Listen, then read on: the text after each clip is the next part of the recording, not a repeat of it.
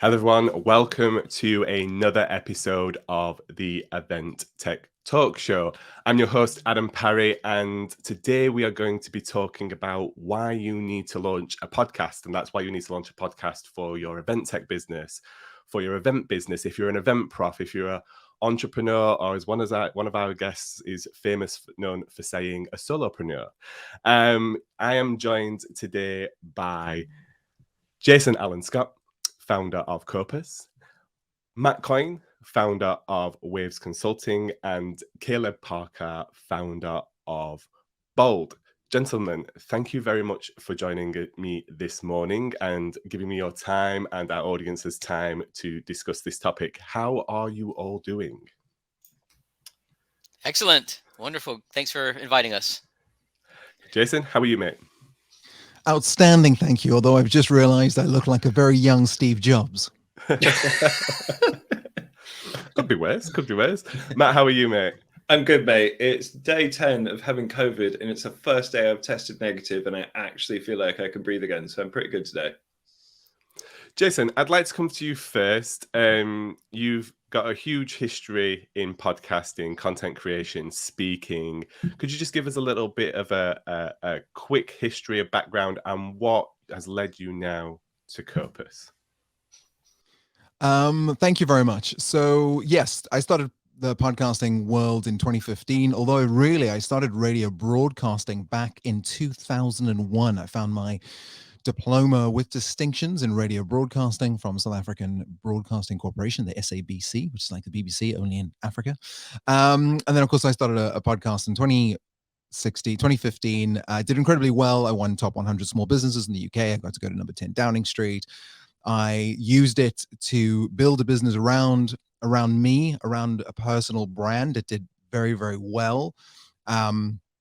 Which was crazy because I was a solopreneur and I kept finding ways to utilize a podcast, and I kept finding ways to make money out of a podcast and to use it for my business.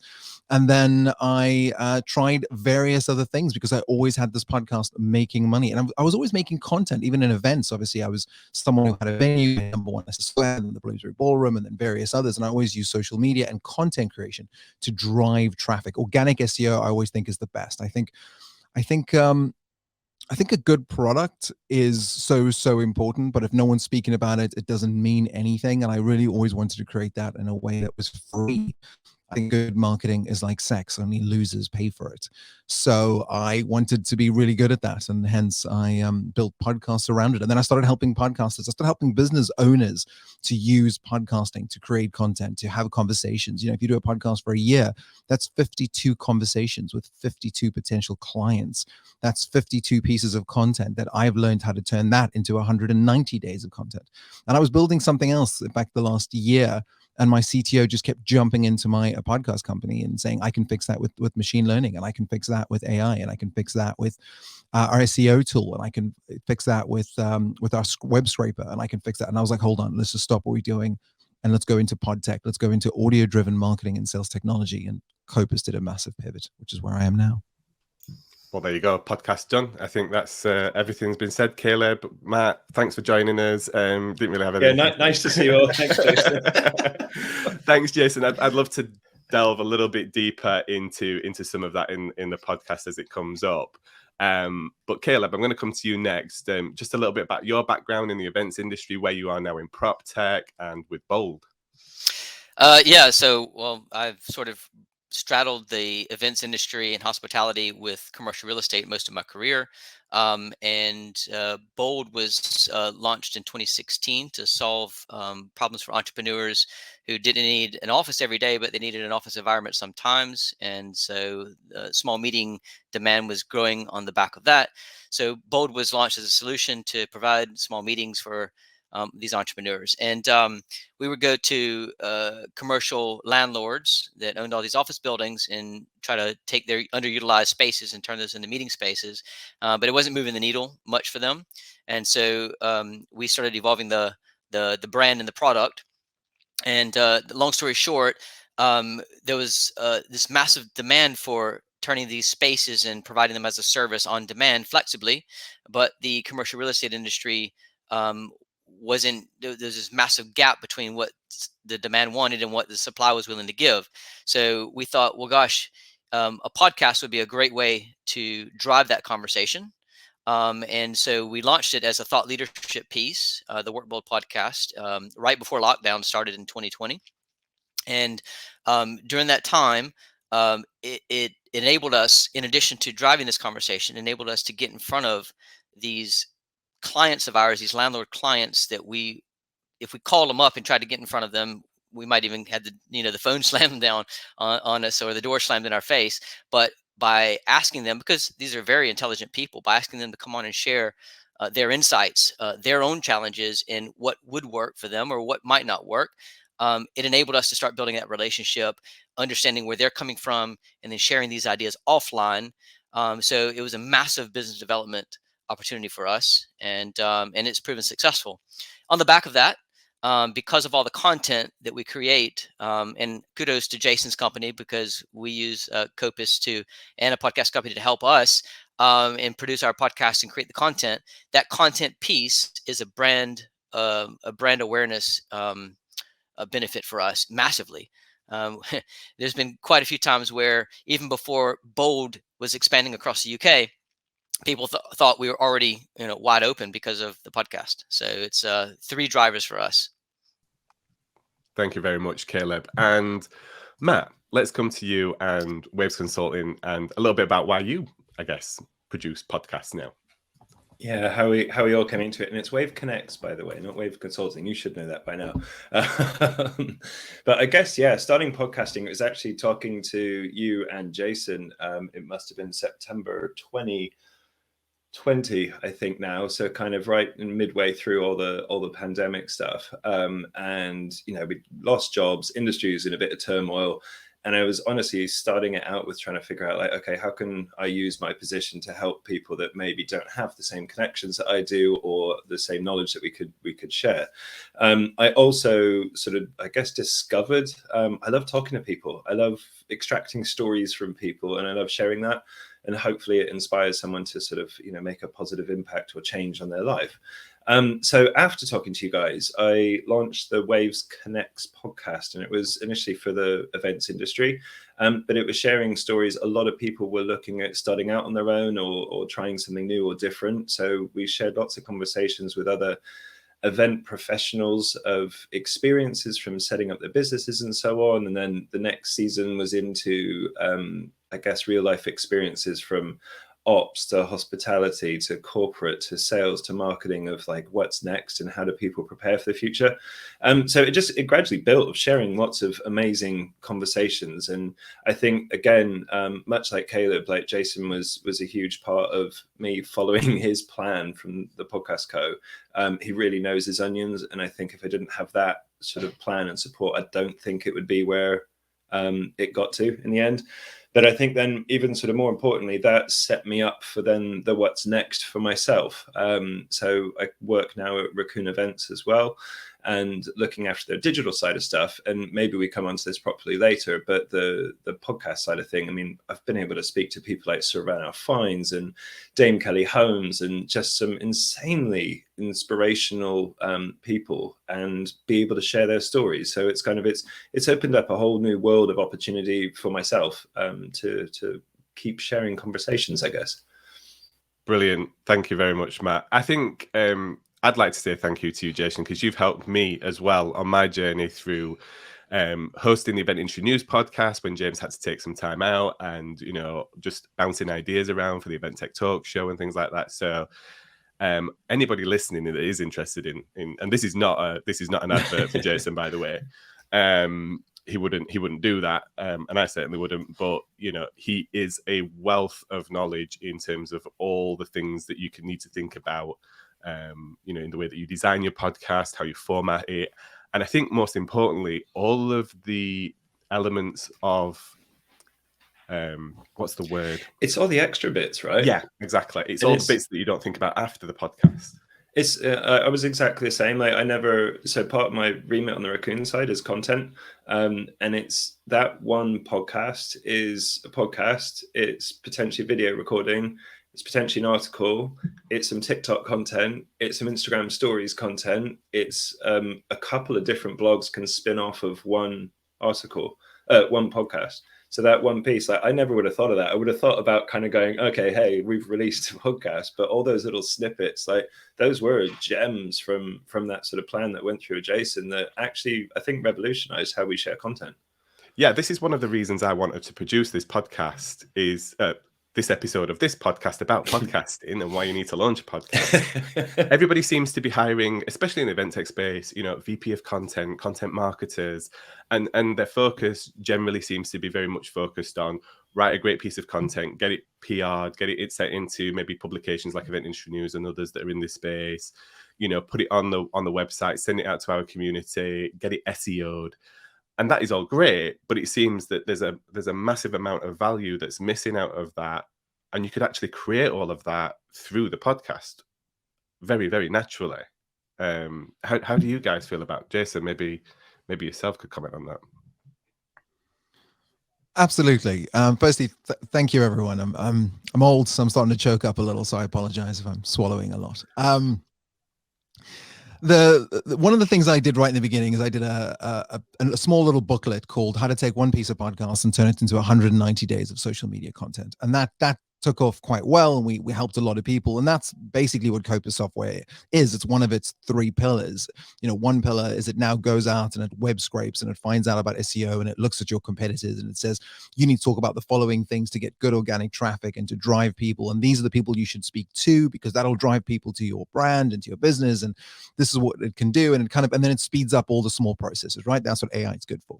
But then it takes the podcast and it breaks it up. We have trained Caleb right in the beginning, who now does it brilliantly, to do these things called value bombs, where he will go over the things to take away. One of the great things about podcasting is its ability to take something away from it, to take off your headphones and immediately go and action what you've just heard, or to leave your headphones in and action exactly what you're doing. It's really hard to do from watching a TikTok video or a YouTube, etc. You've got to pause and stop and get your book or your laptop and move. So our software does exactly that. It takes this piece, this 30 minutes to 60 minutes piece of content, and we do have a McDonald's formula on podcasting, and cuts it up. It cuts it up into TikTok videos, YouTube videos, different social media platforms, because today your audience is everywhere. So your content needs to fit everywhere. And we also show you how that should be done. You should be utilizing LinkedIn's newsletter, something, again, Mr. Parker does incredibly well. His newsletter hit, I think 3 figures in a couple of moments, or 4 figures, sorry, in a couple of days. It was a phenomenal response. And it was from that he just uses the podcast and these great audience and these great conversations. And it's exactly what Matt said, and it's what Caleb said, and it's what you said. The ability to speak to people that are incredibly intelligent, take their knowledge and repurpose it for your own means in a way that helps everyone, is Stephen Covey's win-win-win philosophy, and of course the great hip-hop song, All We Do Is Win. I think there's some really interesting bits in there, especially around interviewing people and kind of use it as an opportunity to kind of delve into their mind, right? Like, we all have people, we all have heroes, we all have customers or prospects we probably want to get in the front of. And, if you set up a meeting and dive into them and probably ask them all those questions in a normal setting, they'd probably be taken a little bit back and maybe a bit guarded and probably not share as much. But when you say, hey, listen, I'd love to interview you about your experience, it seems to me that people really open up and go really deep. It's almost like a really clever way to do a sales call in a need-find scenario and then come away with it and go, hey, by the way, like you were saying about this on the podcast, and I just had a thought, and you do that follow-up, and it's much more authentic when it comes to maybe going back and offering services and things like that. I think there's one other thing that I see as well, and I'm sure you've all had experience of this, is when you interview somebody that has a network of people that you also want to network with or have your brand exposed, podcasting and video recording and things like this is a great way, because they just, I don't know whether the word feel obliged, but they're happy and proud to share that content with their network. So therefore you get brand exposure in that way as well. You get this like network effect, don't you? Matt, yeah, sorry, you were going to, I heard somebody shake a bit. Yeah, I think you're absolutely right. But I would also say that when you launch your podcast, before you ever launch or record your first episode, you need to think about what your goals are. And and what your values are to achieve those goals. For instance, in my case, my first goal is to drive a conversation. The second goal is business development. The third goal is brand awareness. I'm not going to. I've turned down people to come on the podcast who have big audience because they don't fit into what I'm trying to achieve. So I would get the brand awareness piece, but it doesn't really drive the conversation. So that I think it's important to be thinking about those values before you start. Yeah, I think that's really good advice, Caleb. You don't want to go outside your niche, I guess, or like disrupt Or even the flow. even if it's in your niche, but it doesn't hit those values, you gotta be careful. Can you tell us anybody really big that you've given the note back? Mark Cuban tried to come on the podcast once, and I mean, I'm just kidding. Oh. There's been some suppliers in my industry that's going to come on, and look, there's times you can bring those kind of conversations in the right way, but if they're not coming in the right way, in the theme of the season or what have you, you kind of have to say no. Matt, have you had the same experience? Yeah, do you know what? When we launched our latest one, so it is a consumer-facing one, so that was kind of new for me in terms of how we position ourselves and how we talk to people. Before, it was very much within the events industry, so it was a lot of people I knew, for example. And straight away, we obviously had a lot of brands coming on of, I want to tell my story. And it's kind of, in some cases, that works, but for us, it was kind of more sharing I guess, adventures, stories, travelers, whatever it might be. Like we were kind of going more down, we want to share lived experiences with people, not necessarily like you might have the best product in the world and you've gone through the best, journey to get there or purpose for why you've created this product.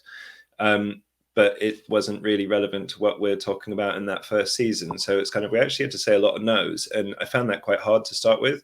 In the end, we turned it into different conversations of like, okay, this is the direction we're going with the podcast.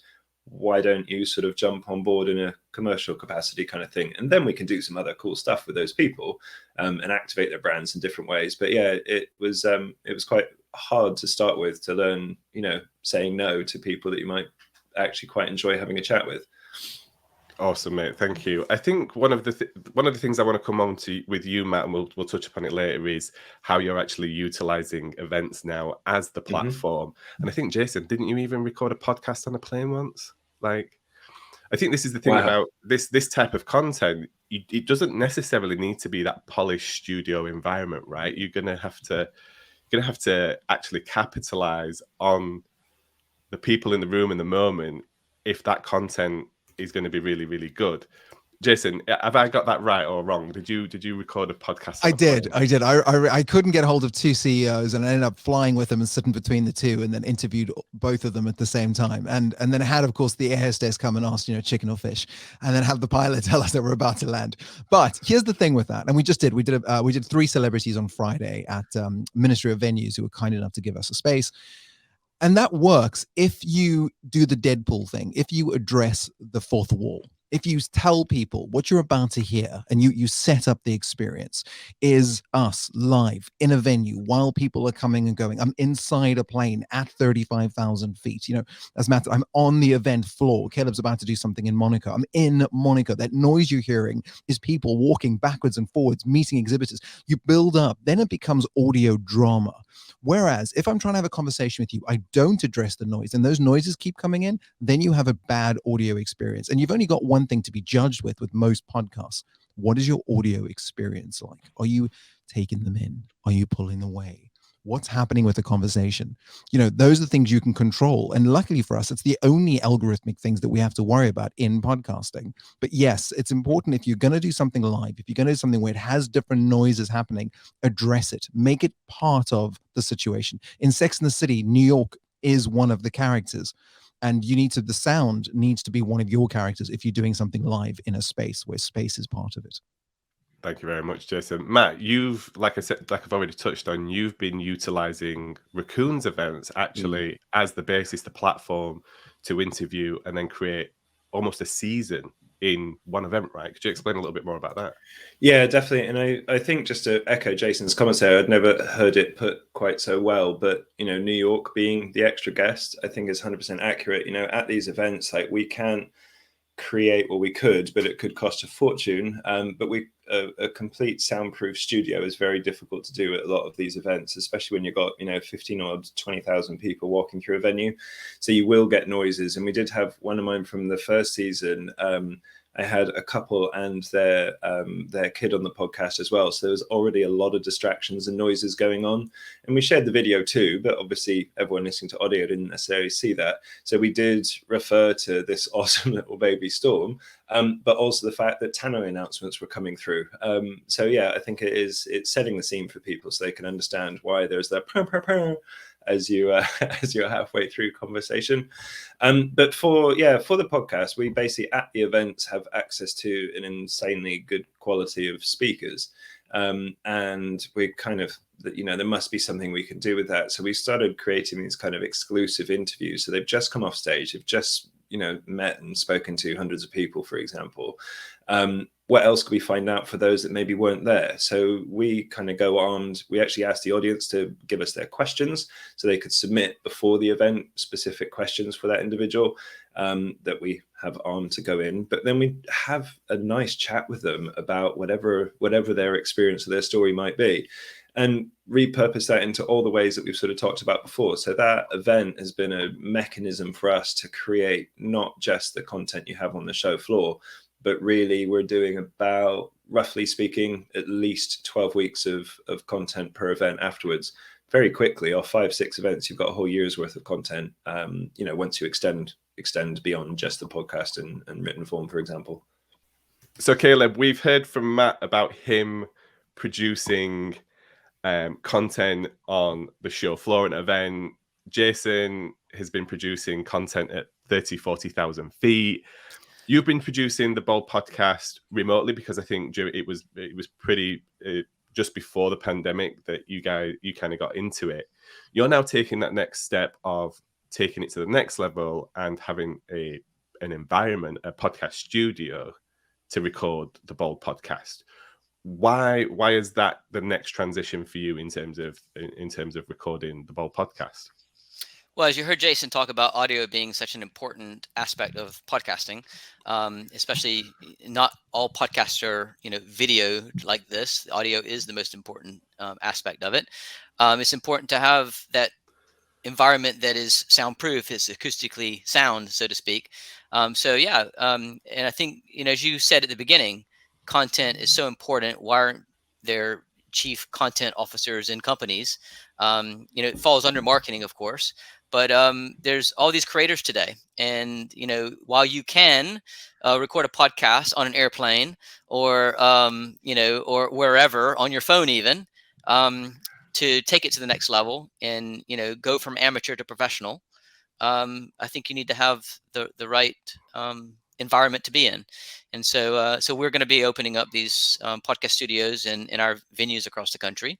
And London is the first one. I can't say any more than that right now.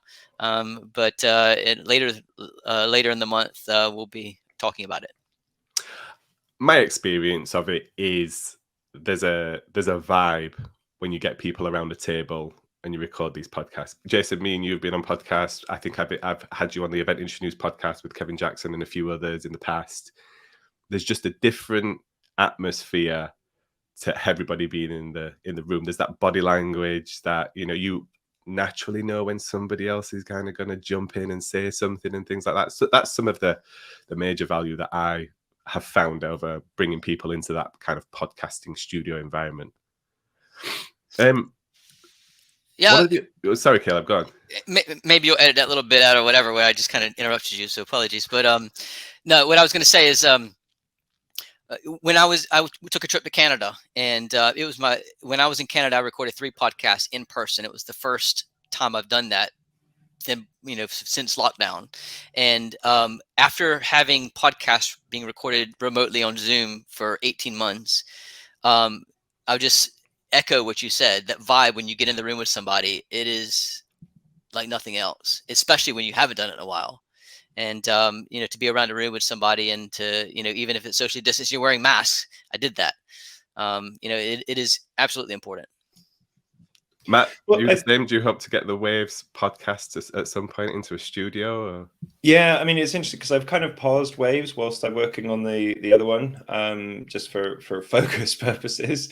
But Outside and Active is our latest one, and it's actually when we started recording them, I was thinking down the line we were going to do podcasts, but we actually started with video and that sort of content. We've used some of them in podcast form, but like Jason said, you know, about this one that we're kind of also using screen for audio, where the plan of what we've gone forward. So we just had another event this weekend and we recorded it in the knowledge that we are fully going to podcast with them. So we did change the format of how we talk to people and the conversation. For me, like, we've just invested in more gear so that a lot of our podcasts, we do travel around the place. So we tried to get better microphones, better mixers, like that sort of thing. And it doesn't cost the earth. I mean, from when I started, maybe it was £100 for a semi-decent microphone, and software to edit it maybe costs a tiny bit more if you use paid for stuff. But you know, we've spent a little bit more than that now, and I'd love to get to the stage where we've got a proper studio where we're inviting guests in. It's just, I think, with the nature of the events that we do, and we have that concentration of people in one place that we want to record with. What I want to do is figure out how we can create a better mobile studio that can eliminate a little bit more of the show noise, so it's a better audio experience. So that's kind of the next bit we're looking at, to be honest. Do you know what I see there, Matt? There's got to be a VW camper van, Raccoon one side, Waves on the other, surfboard on the top. I've got my eyes on, I mean, yeah, won't go too much detail. I've got my eyes on an amazing looking horse box that we can actually convert, and then we can drive it up to these venues and sort of park it in the venue. But it's, just at the minute, people don't want to sit that close proximity to each other, I think. Yeah. Mike Seaman, the founder of Raccoon Events, if you're listening to this, watch out for that coming in on the expenses. Just make You weren't supposed to tell him. I shouldn't have let that one go. For the event tech companies that may be tuning in or listening, I think this is an important part. There's this term of building in public, right? Which is the opposite almost to interviewing people. It's about talking about your own journey with your own kind of co-workers or co-founders, about how and what you are doing. And I think, Caleb, you touched on it right at the beginning, which people almost thought that you'd already kind of fully launched and everything was in place because of how well the Bold podcast was going. So like this idea of building in public, like what's your thoughts on what's your thoughts on that? And I'm going to let anybody go first. I'm going to throw it out there, so by all means jump in. Okay, so great question. The question is, people are building in public right now. And it's funny because I actually think Caleb's the best person to talk about this, because Caleb's audience on Twitter, at least, and on LinkedIn are people who are constantly talking about what they're into, what they're interested in, what they're curious about. One of his first guests was Anthony Slumbers, the inventor of the hashtag Space as a Service. And, you know, he talks about what's going on in Web3, even though he's not in Web3 in any shape, form, or format at the time anyway, when he first started tweeting. Maybe he's now building courses and he's talking about it more in the way that it links back to space. I'm in two minds with this. I think it's important to build in public because it gives you authenticity. It gives you gravitas. You know, when I launched my very first podcast, the Guestless podcast, I was completely honest and transparent about failing meetings, failing pitches. I recorded my pitches. One of my very first pitches was to Faye Sharp of Fast Forward 15, and I pitched this idea that I had for, at the time, it was called Venue Me, the LinkedIn of venue spaces, and it was a flop. But guess what happened? You know, Faye messaged me later on and said, "Hey, Jace, I've got this idea to start a mentorship program for women. Would you like to be involved? It's called Fast Forward 15." And I was like, "Great!" And that happened again and again and again and again. And then I realized actually there's a lot of benefits to building in public. You starting relationships, you know, that can move you forward no matter where you go. And yes, it's embarrassing. At the end of season 1, spoiler alert, episode 11, my partner at the time says, "Quit it all. The whole company is a failure. Your CTO doesn't even understand how to build code. It's a joke." And I closed it down, and it's embarrassing, and I felt awful. And then guess what happened? I got all these emails on LinkedIn saying we loved the show. We thought it was funny because it was funny to people who weren't living it. And could you do another season? And then I did a second season, a third, and a fourth, and a fifth. And just recently, this week, I went to a prop tech event and I tried to launch a prop tech company, right? And I wrote this on LinkedIn. It was very embarrassing because I was like, oh my God, I was out there building in public. People saw me build the platform and the marketplace and reach out to people. And But when I got there, it was wonderful because I spoke to other companies who were doing the same thing and putting themselves forward. And there's a certain wonderful thing about starting something where tribes get around you. People get excited when you start something, when you start a relationship, when you start a job, when you start a marriage. We love people who start things. I mean, there was a great singer who we can't mention on here in case he's been canceled by the time this goes out live, but he says, you got to be starting something. You need to be starting something. We all need to be starting something. And I think that podcasting is a great way to do that. It's a great way. I've got 2 new shows starting this week. I've got Not Another Crypto Show, which is coming back into the world. And I'm literally building live a metaverse company where I'm talking to people in the metaverse. I'm trying to teach myself what is Web3, how does it work? What is an NFT? I want to talk to artists. At the same time, the Kopus podcast, which will be called Podcast Profits, will go out. And it'll explain every single step as we add software to a podcast company. And my hope is that I get to talk to people who can become my clients, but also I get to make new friends, which I'd heard of Matt, but I'd never met him. And he had spoken at 2 events that I'd spoken at, but it was thanks to a podcast company that I got to speak to him, and then got excited to meet him. I'd heard of you, Adam, but never had a chance to meet you. And then thanks to a podcast company, I got to interview in Barcelona, where I got to see your tattoos, and I was super excited. And that friendship began. And then I got to be on your podcast. And so I think building in public, it can be incredibly embarrassing when you fail. And I failed twice, but it also can be incredibly empowering and exciting and allow you to build relationships with people you may never have had the chance to do had you not built in public. Well, my opinion is if you're not failing to some degree, you're probably not moving forward, because with risk comes the opportunity, I'm going to call it, to fail, to learn from what doesn't work and what does work.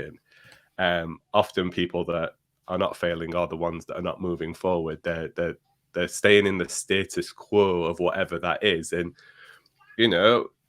going live, recording, interviewing people, there's risk associated with that. But let's be honest about it. We've had a technical glitch today, which will be edited out, and that's just part of it. It could have stopped right there. It could have failed on its first attempt using new technology to try and improve and things like that. But these things happen, and I think it's important to share that experience with everybody else, to give them confidence that if it does happen to them, it is not the end of the world. Well, I think also it depends, what your podcast is, who you're talking to, all that kind of thing. But people, for me, seem to enjoy podcasts because they're real conversations. And I've absolutely dropped a couple of clangers in my time of things I've said, or you kind of, oh, why did I say that? And then we listen back to it, and it was like, actually, that just kind of makes the conversation. But I think also, to Jason's point, I think sometimes you have to eat humble pie. Like, recording and sharing these conversations can help us learn about ourselves. Like, I hate listening back to myself, but when you do need to edit and check it out before it goes live, you have to listen back. So you're kind of, for me, it's learning and developing as I go on nearly every single episode of like, oh, I could do that better, or we could change this in the future and things. So yeah, it's really, I think it's incredibly important to, I guess, listen to yourself. Caleb, do you have any thoughts on that before I move to my final question before you go on? Yeah, I think we like authenticity.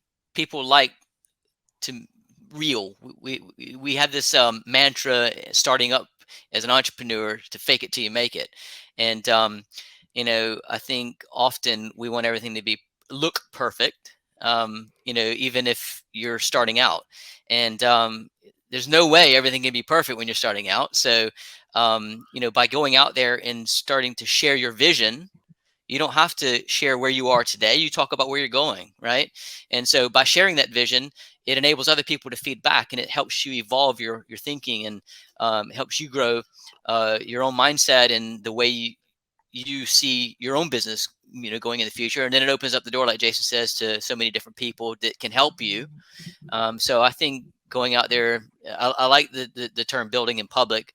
I hadn't heard that before. So when you first asked the question, I was like, oh, well, wait a minute. But then, going back to the whole failure thing and things being not perfect, just yesterday, I went to record my first in-person episode of the podcast in London, because I'd done it in Canada. But I had someone in Canada that was sort of setting everything up for me. Here, I was using my do-it-yourself stuff again, the professional mics and everything. And it had been over almost 2 years since I've done that. I forgot how to set it all up. I got everything all set up, ready to go, and I couldn't get the thing to record.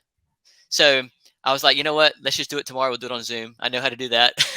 And that was my fallback. And we're going to do it after this on Zoom, and it'll be fine. No big deal. Yeah, absolutely. We had this experience. We tried to record this the other week, and I had to reschedule. And then Matt, I think you got COVID, unfortunately, which is still you're still kind of coming out of the back end. But that's the great thing. You can start over. You can redo. You can press pause and get it going again. My last and final kind of thought on this is people running out of steam with podcasts. We tend to see a lot of podcast launch, 5 or 6 episodes in. I was actually talking to the team at Tag Digital who were quite open and honest and said that at some point they weren't enjoying their podcast at a certain point. And Jason, you mentioned pod fade. What's your experience about why do people run out of steam when it comes to podcasting? So the first thing I talk to every single podcaster about is, what does success look like for this season? Not for the year, not for your life, not for your business, for the season.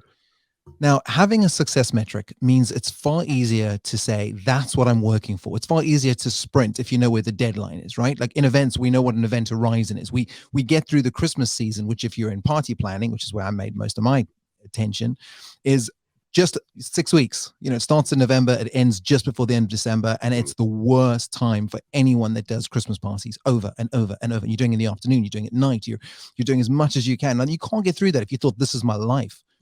And guess what? It doesn't have to be. It has a beginning and it has an end. And if you talk to any sports person, they have seasons. They can train non-stop. I mean, Matt knows this. Matt's an athlete.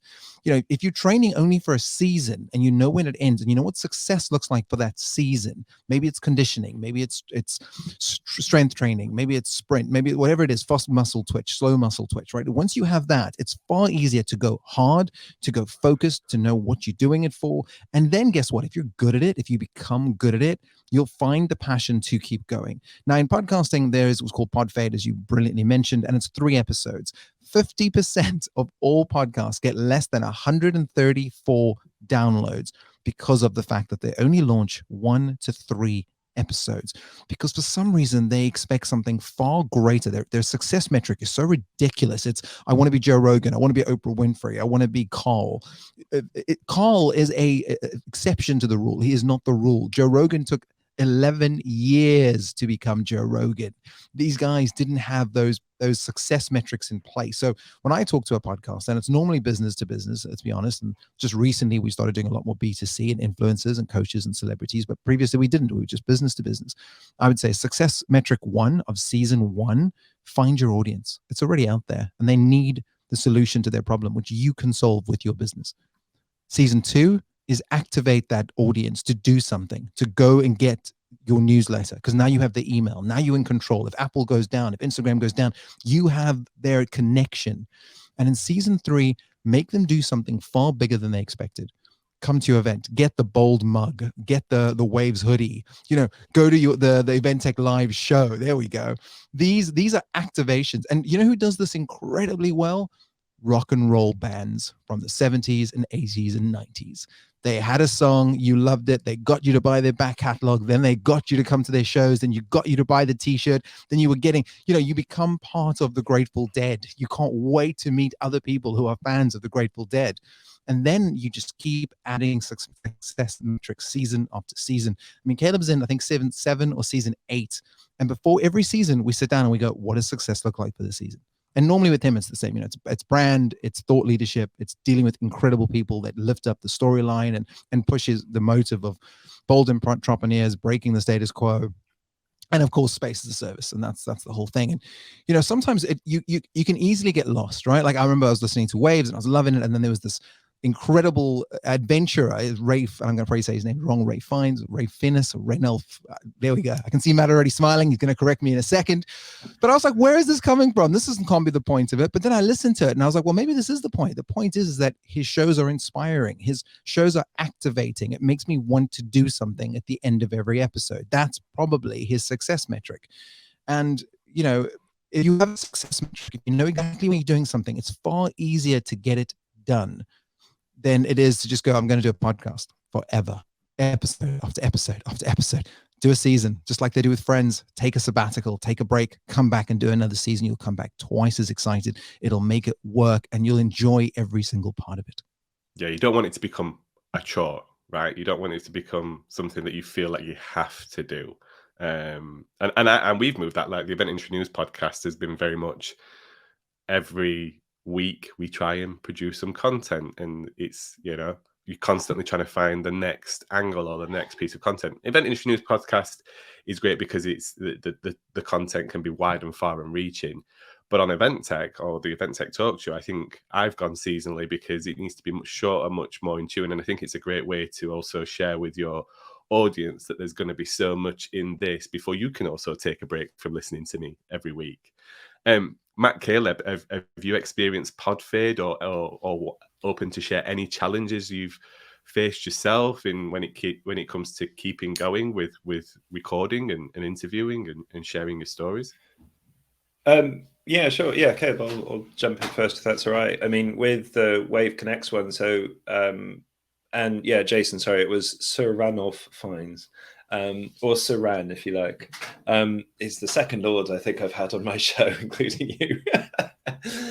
No, absolutely. Like with the Wave Connects one, it was very focused on the events industry, and I think I'd done 3 seasons, and it was still amazing. But I know myself by the end of the 3rd one, I was getting a little bit of, okay, what else can I talk about? And there's always something to talk about, but I was trying to find out what was that, kind of like Jason said, that key thing that I'm interested in, and that I in turn think other people would be interested in. So it definitely, like, I knew after that season that I'd take a little bit of a pause. And naturally, I mean, that's where podcasting and sharing all these types of interviews and content helped me do what I'm doing with Raccoon, for example. But I think it was like a well-needed break to reassess what I wanted to do and how we wanted to talk about it, or what you wanted to talk about.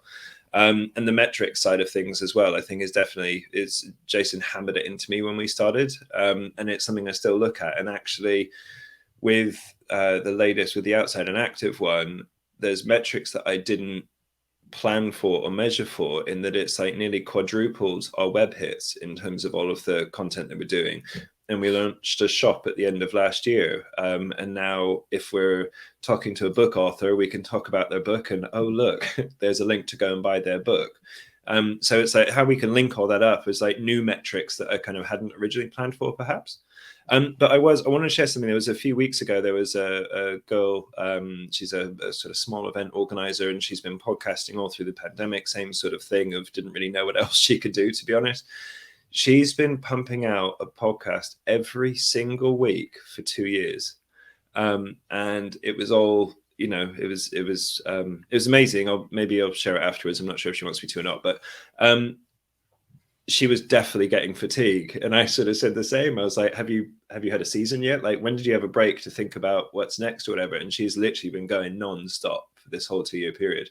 Personally, I couldn't do that. Like, just mentally and even physically trying to set that up would be quite a challenge. And I gave her 2 bits of advice. I think one was to come and speak to Jason, to be honest.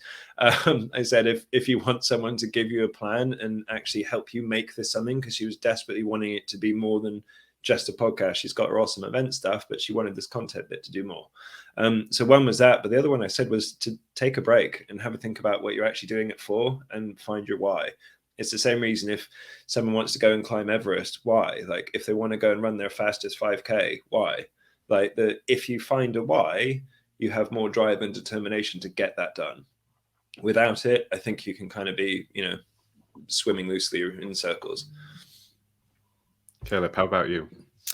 Yeah, I think the why is absolutely important. And I also like how Matt talked about linking things, because to me, and I had a million ideas that I wanted to share here.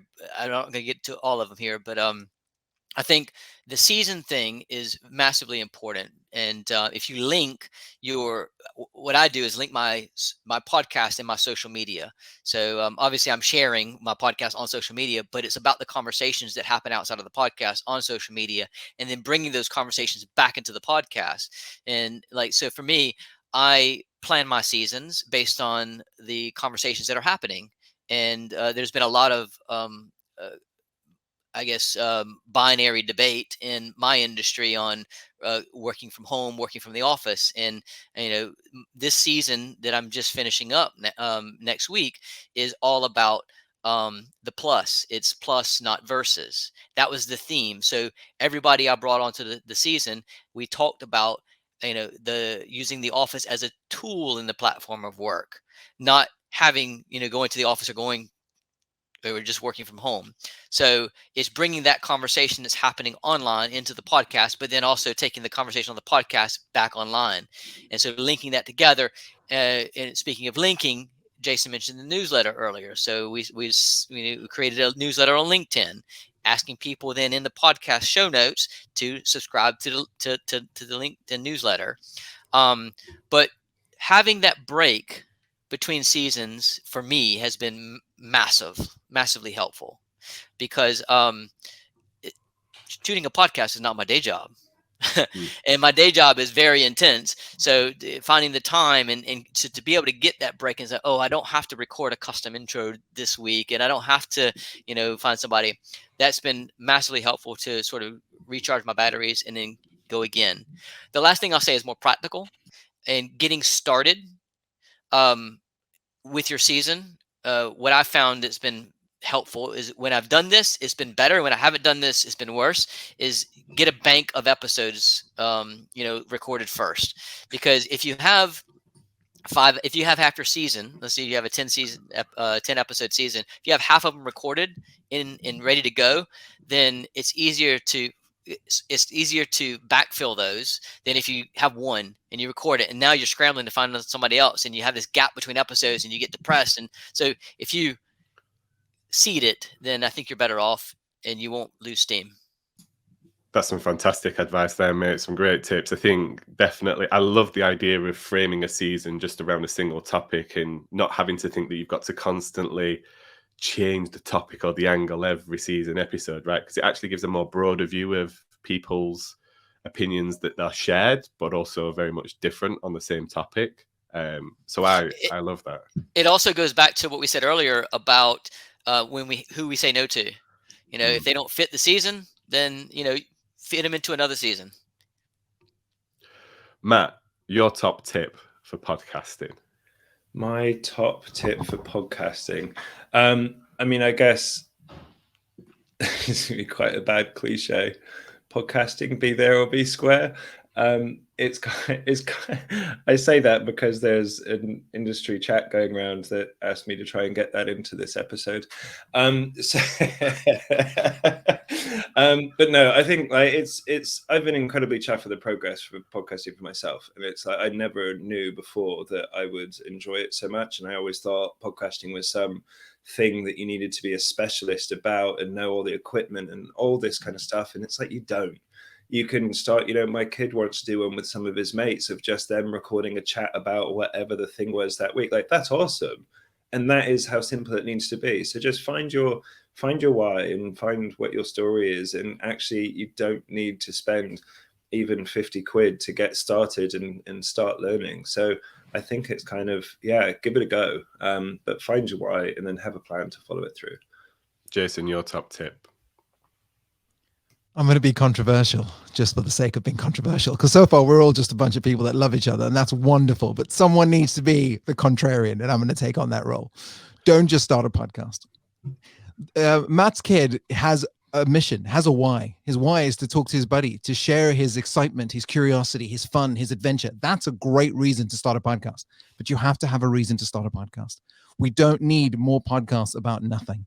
We don't need more podcasts with 3 episodes that disappear. Well, you've had a great name and you've taken it from someone who would take that name and do great things with it, but now can't use it because you've used it for some 3-episode thing about Game of Thrones that you just wanted to chat to your mate about Game of Thrones. Call your mate on a phone. You don't need to share that with the world. The world doesn't need more information about you. There's enough information about you out there for these data kings to take on and make avatars of you and sell you shizer. You don't need that.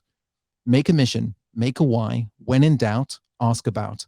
There are experts out there waiting to talk to you, willing to give back, wanting to give back, whose mission and why is just to help other people. And most of us have that. Most of us have got to a space where we're like, I'd love to help someone get into events. I'd love to help someone I was not a runner. I could not think of something further. Adam and I actually swapped some WhatsApps. I was like, out of my mind. Matt, out of pure idiocracy, I imagine, because he needed more numbers, added me to this thing called Run Pals Ohana. And before I knew it, I was like, I'm going to try this count to 5K. That was it. And that was my mission, right? And that was my goal, 5K. I just need to get to 5K. I have a season to get to 5K. I hit 5K. And then I read another book and it said, don't think of yourself as going for a run. Think of yourself as a runner. The moment you do that, it changes things. And it has changed things. I now go for a run and it doesn't seem crazy like I need to be chased by someone.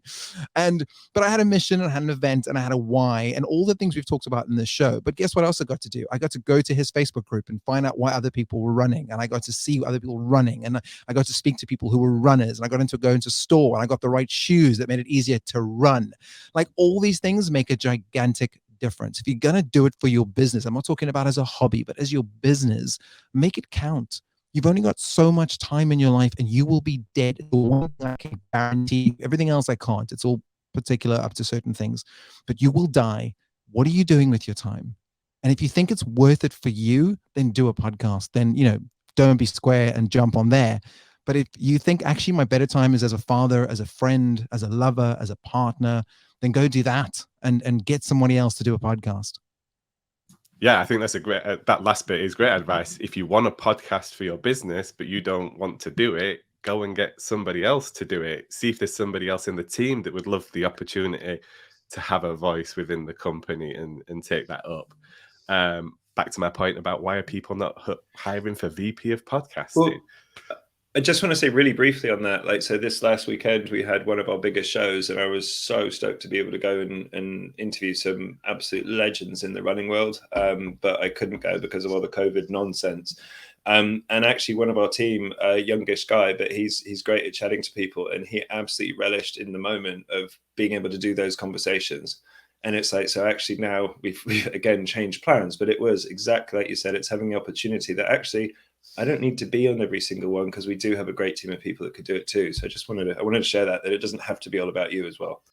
Yeah, there's a lot of the chat show group podcast out there, isn't it? That's kind of this format here that we have now that maybe we switch in and out every so often and it's just 3 of us, 2 of us, 4 of us. And as we kind of go through different episodes based on people's availability, the kind of the hosts change. I think Event Brew is a great example of that. They kind of have I think about half a dozen kind of co-hosts, and then depending on everybody's availability, they jump in and talk about topics, but then not everybody's always committed to every single episode, so they can fit life and work and business around it. You can also have something called podcast takeovers. I know Caleb did it in this season. I think it was his first time he's ever done it. And that works really well because it's a different oral experience. It's a different voice coming at you. It's different types of question, but the theme is the same, right? Because that's the important piece. The metric is the same. Yeah.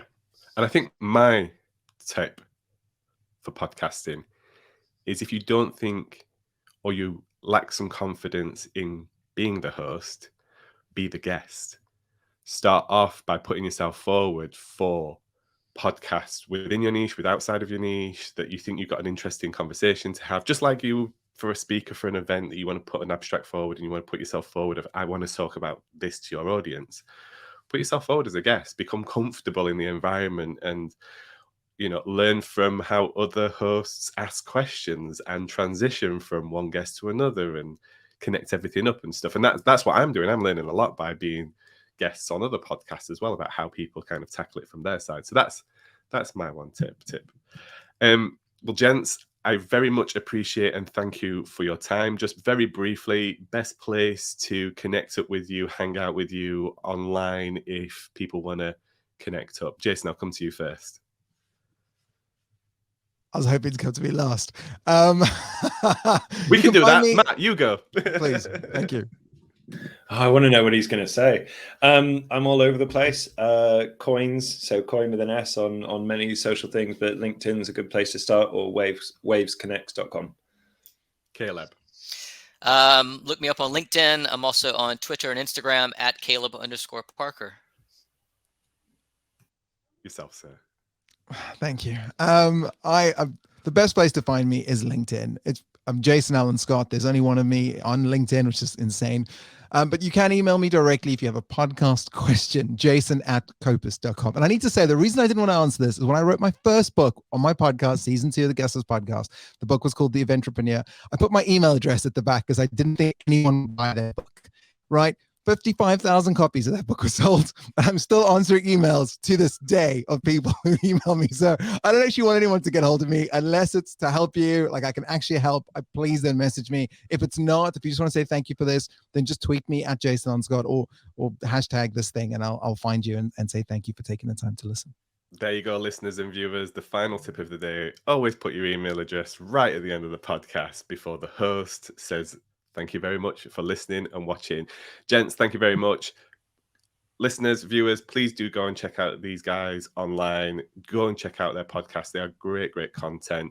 Thank you for watching and listening. Please do subscribe and share. It really helps this show as well. And we'll see you in the next episode. Thanks very much, team.